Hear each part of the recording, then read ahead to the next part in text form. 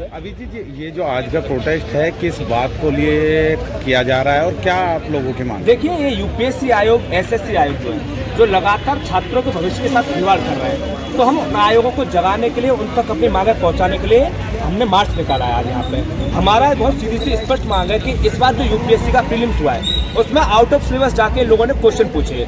इन लोगों को ये समझना चाहिए कि आप छात्रों को, हमें दिक्कत किसी भी चीज़ से नहीं है, पर लेकिन अगर आप आउट ऑफ सिलेबस जाकर क्वेश्चन पूछेंगे, प्रीलिम्स में आप जीएस में, हम सीसेट से हिंदी माध्यम के बच्चे पहले से परेशान थे, आपने इस बार जो है प्रीलिम्स में जीएस में भी एथिक्स ला के रख दी, तो ये सही नहीं होना चाहिए। एसएससी का जो एग्जाम है, दिल्ली पुलिस का रिजल्ट पिछले 6 महीने से नहीं आया है। दिल्ली पुलिस की तैयारी करने वाले बच्चे कोई बहुत बड़े उद्योगपतियों के बच्चे नहीं होते, बेहद निम्न वर्गीय, मध्यम वर्गीय परिवारों के बच्चे होते, वो रिजल्ट जो है 6 महीने से नहीं आ रहा आ जाए। तो इस वजह से हम सभी लोगों ने यहाँ एकत्रित होकर इन आयोगों तक अपनी मांग पहुँचाने का काम किया है। हमें इन आयोगों को, इन छात्रों की मांग को पहुंचाने के लिए आज ये मार्च निकाला है। और अगर ये आयोग अब भी नहीं सुनेंगे तो बहुत जल्दी संसद का मानसून सत्र शुरू होने जा रहा है। हम लोग यहाँ से लेकर जंतर मंतर तक जाएंगे और अपनी बात रखेंगे। मेरा नाम राम है और मैं आपको डिटेल वाइज बताता हूँ कि इस बार की यूपीएससी के पेपर में क्या क्या गड़बड़ियाँ हुई हैं। प्री के पेपर में पेपर सिलेबस से बाहर के पूछे गए, चाहे वो जीएस का पेपर हो या सीसेट का पेपर हो। सीसेट पेपर इतना लेंदी है, आप जाके देख लीजिए। ये कहते हैं कि 10th लेवल तक की हमारा सिलेबस है, मैथ का या रीजनिंग का जो भी है, आप जाके देखेंगे उसमें ऐसा कोई लेवल नहीं है। इसका मतलब ये है कि ये सिलेबस से बाहर के क्वेश्चन पूछे जा रहे हैं। दूसरी बात, जीएस के जो पहला पेपर है, जीएस के पेपर में आज तक का रिकॉर्ड है 100 साल में यूपीएससी ने कभी भी उसमें केस स्टडीज़ के क्वेश्चन नहीं पूछे। केस स्टडीज़ के डायरेक्ट 2 क्वेश्चन रखे गए हैं, जो कि वो जीएस के 4th पेपर मेंस का पेपर है, इथिक्स का नाम इथिक्स बोलते हैं, इथिक्स एंड गवर्नेंस, वहाँ का सिलेबस पूछा गया। क्या चेयरमैन बता सकते हैं कि जीएस का प्री लिंक का पेपर होता है, उसका जो सिलेबस है, उस सिलेबस में कहीं पर भी डिफाइन है क्या इसमें केस स्टडीज़ आएगी? नहीं, ये सिलेबस के बाहर का। दूसरी बात, चेयरमैन ने खुद एक्सेप्ट किया है कि ये पेपर बहुत टफ था, और अगर पेपर टफ आया तो इसका मतलब एआई आपका फेल है। आपने एआई से जो पेपर बनवाए, बहुत सारे पेपर में, बहुत सारे क्वेश्चनों में गड़बड़ियाँ हैं। तो हम डिमांड ये करते हैं कि री एग्ज़ाम करवाया जाए, और अगर री एग्ज़ाम नहीं होता है तो इस बार का जो अटेम्प्ट है, सबको इस बार का अटेम्प्ट ना काउंट किया जाए सबका। और अभी आपने हाल ही में देखा होगा, एक कोचिंग ऑर्डर रिमूवर की कोचिंग है अनंतम आईएएस। अनंतम आईएएस ने अपने पोर्टल में ये डिक्लेयर किया है कि हमारे टेस्ट पेपर से 82 क्वेश्चन डायरेक्ट यूपीएससी में पूछे गए हैं।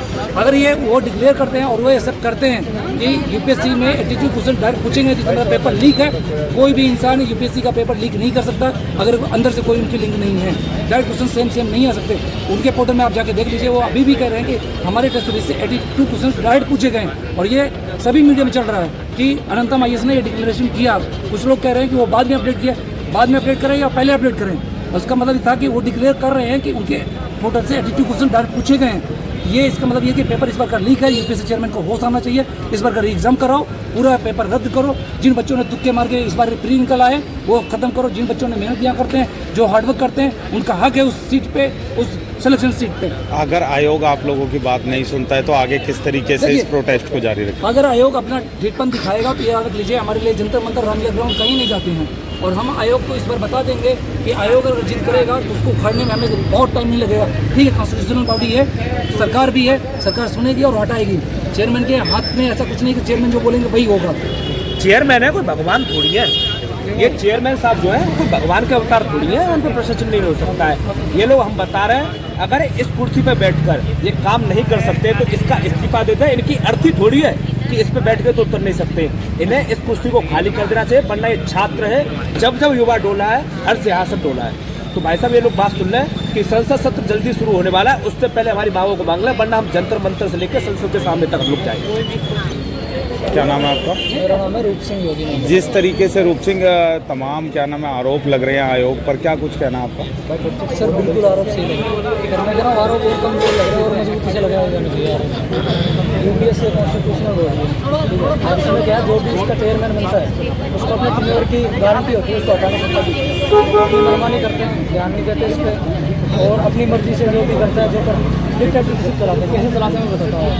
यूपीएससी का एग्जाम होता है कॉन्स्टिट्यूट के लिए, इसमें आप अगर तुक्का लगाओगे तो ये आप इसमें निकाल सकते हो। कितनी मेहनत करने वाले बच्चे होते हैं वो निकाल नहीं पाते, जो तुक्का लगाते हैं वो निकाल लेते हैं। आधे से ज़्यादा बच्चे ऐसे होते हैं जो पूरी बोलते हैं कि तुक्का लगाया था, कैसे तुक्का लगाते हैं, ये एक ओपन सीक्रेट है, सबको पता है।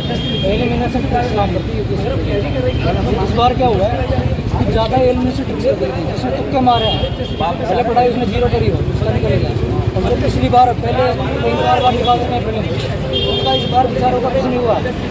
अभी राम भाई का टेस्ट खत्म हो चुके हैं, लेकिन इस बार वो भी बेहतर, वो भी नहीं निकाल पाते। इससे पहले वो कई बार निकाल चुके हैं फिल्म, इसमें तुक्केबाजी चल रही है, जो कि एक शर्मनाक है।